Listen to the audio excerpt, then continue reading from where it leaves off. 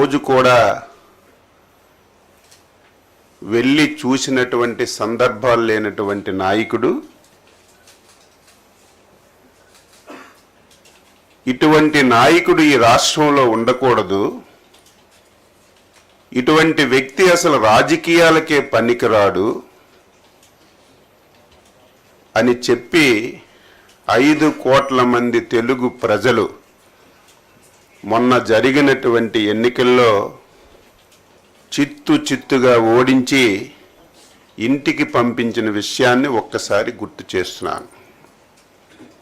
గెలుపు ఓటములు సహజం, ఒక రాజకీయ పార్టీకైనా ఒక వ్యక్తికైనా సహజం.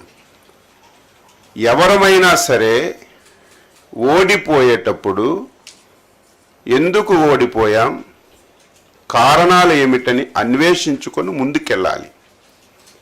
కానీ ఈరోజు ఆ వ్యక్తి పరిస్థితి చూస్తుంటే, మాటలు వింటుంటే ఆ వ్యక్తి పూర్తిగా స్థితి పూర్తిగా లేనటువంటి వ్యక్తిగా మాట్లాడుతున్నాడు. 8 మాసాల్లో చంద్రబాబు నాయుడు గారు వ్యవసాయ శాఖని ఏమీ చెయ్యలేదు, రైతు దీనావస్థలో ఉన్నాడు, పంటలకి గిట్టుబాటు రావడం లేదని చెప్పి ఈరోజు పచ్చి అబద్ధాలు మాట్లాడుతున్నటువంటి వ్యక్తికి నేను ప్రెస్ మీట్ పెట్టి సమాధానం చెప్పలేనటువంటి అవసరం ఉన్నా సరే, ప్రజా జీవితంలో ఉన్నాం కాబట్టి, మనం ప్రజలకి జవాబుదారీ కాబట్టి ఈరోజు రైతులకి ఈ రాష్ట్ర ప్రభుత్వం చేసిన విషయాలని తెలియచేయాలనే ఉద్దేశంతోనే ఈరోజు పత్రికా సమావేశం పెట్టాను. 5 సంవత్సరాలు ఈ రాష్ట్రంలో ప్రధానమైనటువంటి శాఖలు 70% మంది బతుకుతున్నటువంటి శాఖలు, ఈ రాష్ట్రానికి ఆదాయ మార్గాలను తీసుకొస్తున్నటువంటి శాఖల్ని 5 సంవత్సరాలు తాళమేసి బిగించినటువంటి వ్యక్తి ఈరోజు ఆ శాఖల గురించి మాట్లాడుతున్నాడు.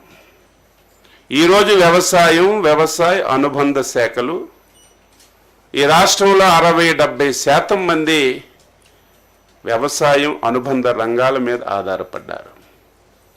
అందులో రాష్ట్రానికి ఎక్కువ ఆదాయ వనరులు వచ్చినటువంటి శాఖ వ్యవసాయ అనుబంధ శాఖలు.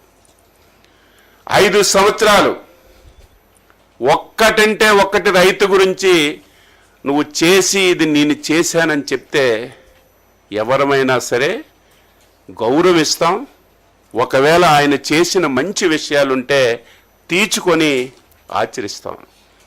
5 సంవత్సరాల్లో అతి ప్రధానమైనటువంటిది శాఖలో సాయిల్ టెస్టింగ్ అనేది ఒక్క సెంటు భూమికి సాయిల్ టెస్టింగ్ చేసి ఒక్క కార్డైనా నువ్వు ఇచ్చావని నిరూపించగలిగితే నువ్వు చెప్పిన దానికి నేను సిద్ధంగా ఉంటాను. 5 సంవత్సరాల్లో మొత్తం వ్యవసాయ శాఖని అట్టక మీద పెట్టావు. 2014-19లో చంద్రబాబు గవర్నమెంట్లో తీసుకున్నటువంటి అనేక నిర్ణయాలని నువ్వు పూర్తిగా పాతాళలోకాన్ని పాతిపెట్టి రైతుకి తీవ్రమైనటువంటి ఇబ్బందులకు గురి చేశావు.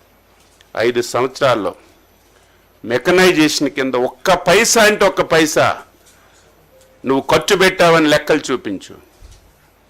ఈరోజు అత్యంత ప్రాధాన్యమైనటువంటిది డ్రిప్పు, స్ప్రింక్లరు, ఇరిగేషన్ మీద ఆధారపడినటువంటి రైతులు ఉన్నారు.